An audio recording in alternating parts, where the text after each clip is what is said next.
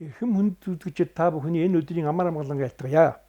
Монголын кино институтын удирдах төсвөлийн нэрийн өмнөөс энэ жил зохиогдож нээлттэй хийх гэж байгаа Алтан өргөө олон улсын кино наадмын нээлтийн ажиллагааг тохиолдуулан та бүхэнд баяр хүргэж байна. Тэгээ манай энэ жилийн програм бол урд жилүүдийнхээс нэлийн өргөн хүрээнд явагдаж байгаа. Зүгээр яг үзлэг маань бол захимаар явагдана. Ингээд та бүхнийг давтаа сууж манай хөтөлбөрт идэвхтэй оролцохыг урьж байна.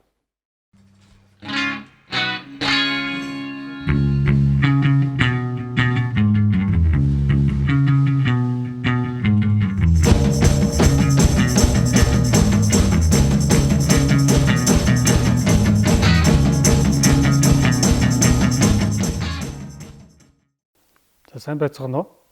Монголын кино институтын Алтан өргөө олон улсын кино наадмыг дэмждэг үзэгчид болон уран бүтээлээ эрүүлдэг уран бүтээлчдэд талархлаа илэрхийлээ. За Монголын кино институтын уг наадам маань 8 дахь жилдээ хийгдэж байгаа. Үүнээс өмнө бол Алтан хальс кино наадам гэдэг нэртэй байсан. Одоо бол энэ жилээс бид нэр Алтан өргөө олон улсын кино наадам гэж нэршлээ өөрчилсөн байгаа.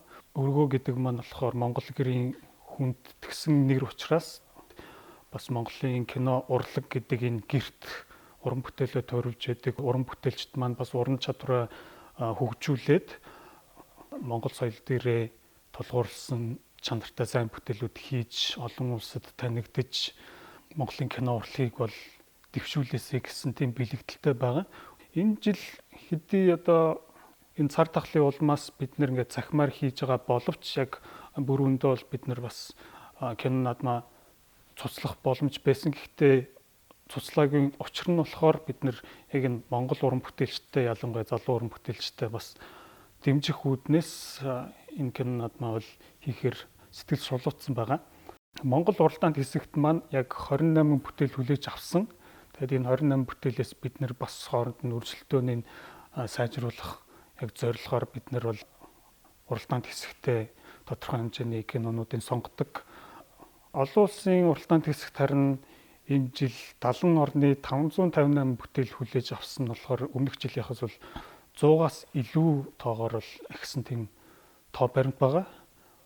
Энэ ямар учиртай вэ гэхээр бид нар бас Алтан өргөө гэж кино наадмынхаа нэрийг солисонтой холбоотой гэж үзэж байгаа.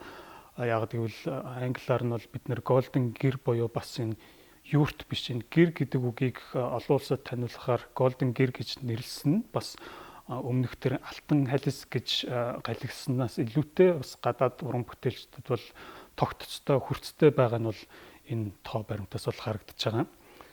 Бүрэн хэмжээний кино үзүүртээ бол их өвөрмөц тийм бүтээлүүдийг бол сонгож гаргаж байгаа.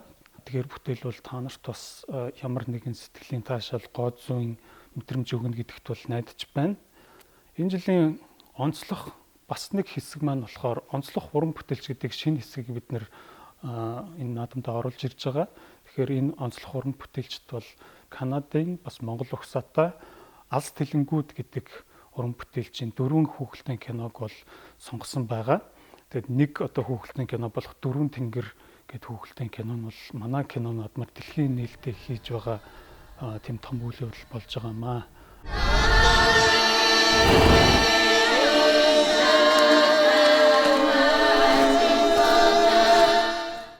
Монголын кино институтээс Алтан өргөө олон улсын кино наадмыг Sky Media Sky Go сувгуудаар 6 сарын 4-өөс 7-ны өдрүүдэд үн төлбөргүй хүлээн авч үзээрэй. Тэгээд манай бэлдсэн хөтөлбөр та бүхэн таалагдана гэдэгт найдаж байна. Та бүхний мэлмий оюуныг баясган цэнгэн гэдэгт бол итгэлтэй байна.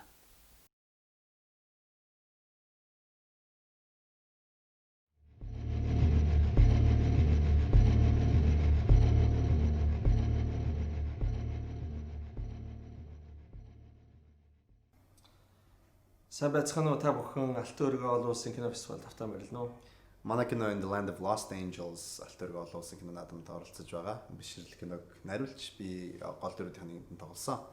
Энэ жил коронавирусаас болж их олон хэмжээний арга хэмжээгээр цуцлагдсан. Гэвч кино наадам маань бол онлайн хэлбэрээр гарч байгаад бид их баяртай байгаа. Дээрэс нь манай кино нээлтийн киногоор сонгогдсонд бас маш их баяртай байгаа. За тэгээд та бүхэнд байна манай кино таалагдсан байхаа гэж найдаа.